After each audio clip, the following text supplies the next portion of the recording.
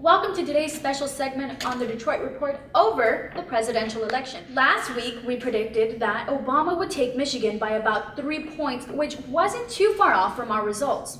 On Election Day, Obama took the lead with 54% of the popular vote in Michigan, with Romney falling 9 points behind at 45%.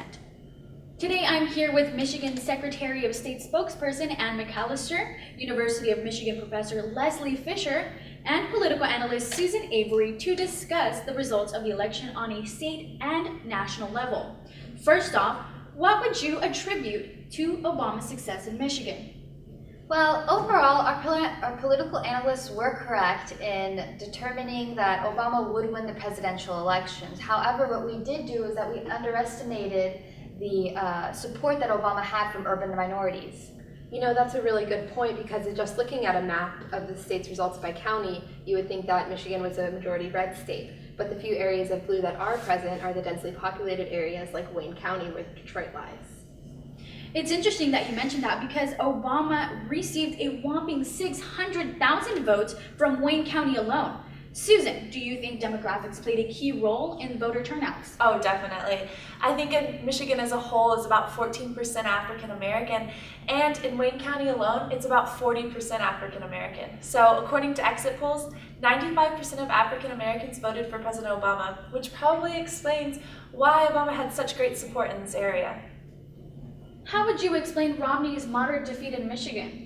Well, if you compare Romney's results to McCain's in the 2008 election, Romney did significantly better, and I think you can contribute this to his Michigan roots. Most of rural Michigan did vote in favor of Romney, but it wasn't enough to counteract urban voters who are still upset over his take on the auto industry bailout. On the national level, Obama won 51% of the popular vote and 332 electoral votes versus Romney's 48% and 206 electoral votes. And where does Michigan fit into the national picture? Well, the results in Michigan definitely mirror those of the nation. The average electoral vote per state stands at around 13, so Michigan's 16 electoral votes definitely did contribute to Obama's success. I completely agree with you, Ann. This was a very close electoral election, both on the Michigan and national level. Michigan's voting turnout definitely reflects the endurance of the nation's working class. Right, Dr. Fisher. It looks like the predictions made in Michigan of Obama having a 3-point lead was actually more accurate on the national level. As we can see in Michigan, the working class of America seems to be having an increasingly more insignificant impact on the presidential race. To conclude, our 6-point discrepancy was due in part to the following reasons.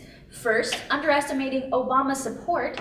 Secondly, underestimating voter turnout among minorities. And lastly, overestimating the importance of Romney's name in Michigan. Thank you, ladies, for taking the time to come speak with us. Well, that's all the time we have for tonight's segment. For the Detroit Report, I'm Joanna Lyles.